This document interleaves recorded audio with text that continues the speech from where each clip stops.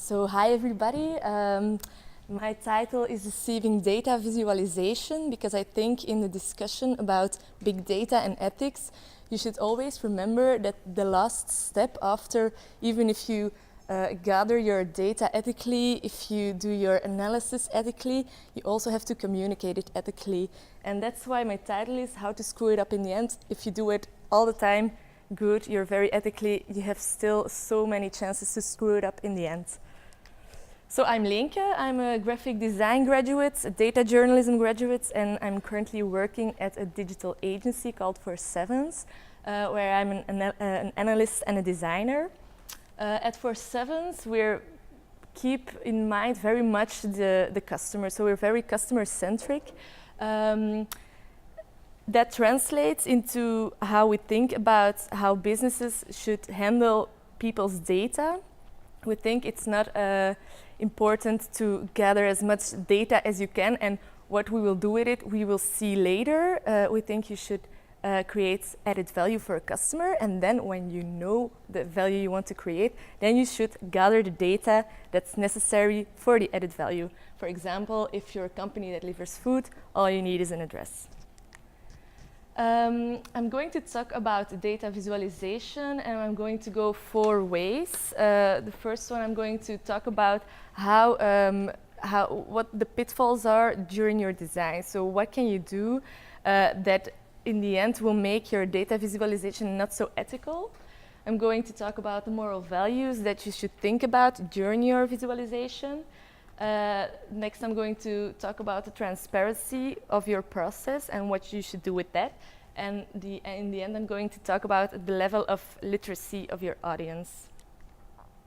So again, data visualization for me is very important because it's something that is used in every step of the way to go from data to wisdom. From data to information, you can use visualization, from information to knowledge, and from knowledge to wisdom. And more important, seeing is believing. We heard it with the previous speakers. People tend to not believe what they read anymore, but a lot of the time, people still believe what they see. Pictures, and especially pictures that also work with numbers like data visualizations, graphs, charts, people tend to believe it because they think, oh, okay, it has a quantitative basis, so it must be right. And that's not true. So the pitfalls in design, I'm going to give some examples of how you can screw up your design. I'm going to not use that word too much. And the first one is a truncated axis. What do I mean with that? Left and right, you see 2 bar charts. They communicate the same idea. They come from the same data set, but they look different. And why is that? That's because on the left side, the y-axis starts at 10, and on the left side, the y-axis starts at 0. So what does that make? It makes the left chart, the difference, look a lot bigger than on the right side. So people who want to exaggerate how different numbers are will try to manipulate the audience by truncating the axis. And so the right side is actually the only right way to present your data in this way. Another pitfall, just simply giving wrong numbers or summing up wrong. A nice example, a couple of months ago, there was a big hassle about NVA-grafieken. It was even a hashtag. That was NVA had tweeted some graphs and they were wrong. And there was this one guy, it was a professor, I think it was called Verbeke, who said, this is not right. As you can see here, 50.6 and 50.2, the difference is 0.4. But 50.2 and 49.8, difference is also 0.4. But as you can see, all of a sudden it goes way steeper, and that's not right. So he said, this is not right. They changed it. They said, okay, bad day at the office. It wasn't intentional. Okay. Failed day reacted then because one of the graphs also went about regularization applications, NVA said, oh, look at these numbers. Since Theo Franke took office, they went down super quick. VLD said, ah, no, that's not true. Look, since Maggie is here, they went down before Theo was here. So nice point of VLD to make. They have the right to do that. But then another guy who was very attentive said, but this graph is also wrong. And it is wrong, because if you look at the 2011, it represents 18,000 more or less applications. If you look to 2015, it represents 6,000 applications. So that's 3 times as many. But if you look at the size of the bar, it doesn't fit in it. You can even tell it with your naked eye. It doesn't fit in the bar of 18,000. So the reaction of VLD was, yeah, okay, the numbers are right, the facts are right. The bars could have been preciser. But in data visualizations, there's no such thing as more or less precise bars. The bars represent a number. So it's wrong or it's right. So, but good efforts. Next pitfall is comparing area sizes. That's also a difficult one, because left, the 2 circles represent exactly the same thing as right, the 2 bars. So left you have an area of 3, and the gray one is 12. The same goes for the bars. But it's super difficult for the human brain to compare area sizes of circles. So when you see on your right very quickly that the yellow bar goes like 4 times approximately in the gray bar, it's much more difficult to see. You can see that the yellow circle is smaller than the gray circle, but how many times? No idea. So that's a tip. Never, if you want to compare numbers, don't use circles, use bars. And the last one, limited scope. We have VLD again. So they were talking about Maggie. When Maggie came here, the numbers went down.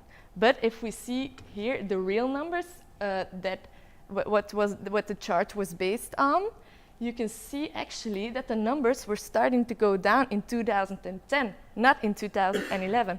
And you also see that there was an abnormally high peak in applications for regularization. So these are 2 facts that you have to communicate. You have to communicate the whole story. You just can't say, okay, I'm going to cut out this little part of the chart and present it to you.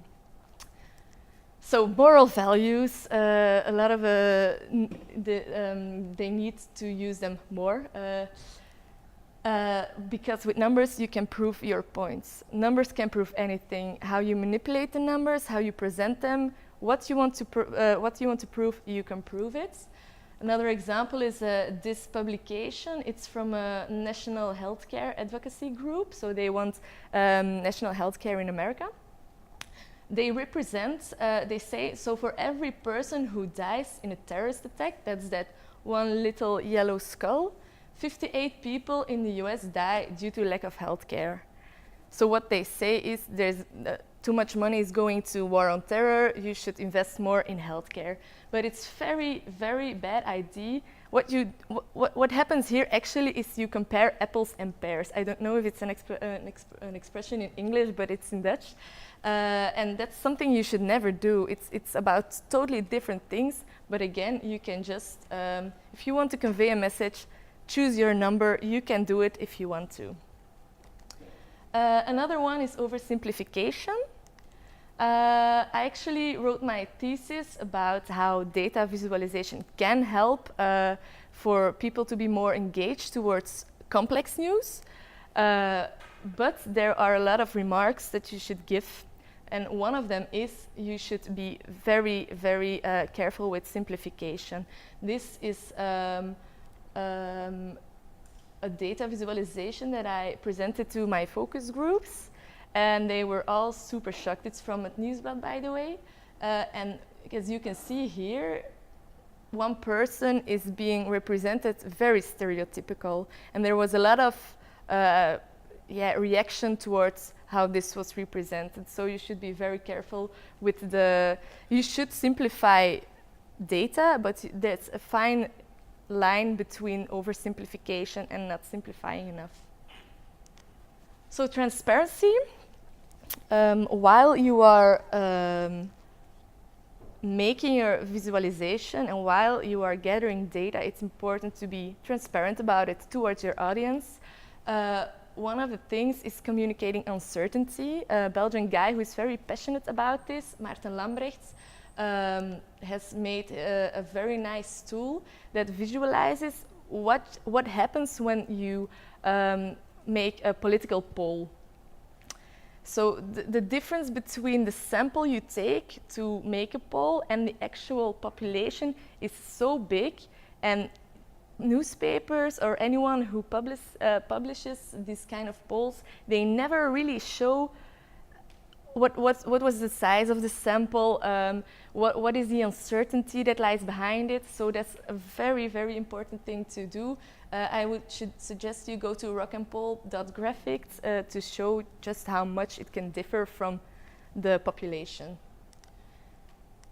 And another one is sharing data sets. That's the guy who told NVA that it was wrong, and he actually went to look for the data sets behind the graph, and he said, that's how it should look like, and that's your data set. So if you publish a data visualization, why not attach the data set that you based your visualization on, so you can always prove on which data you based yourself.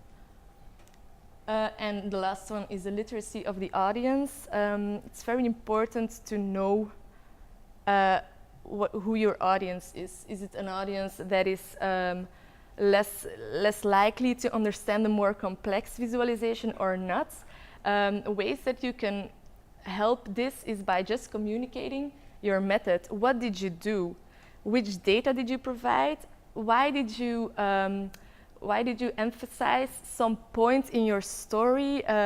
Why did you choose to emphasize that side of the story, and maybe also give alternatives? Like, I want to say I think this is important in the data set, but also keep in mind this is also happening. So that was my last slide. Thanks so much, and here are some links if you want to read some more.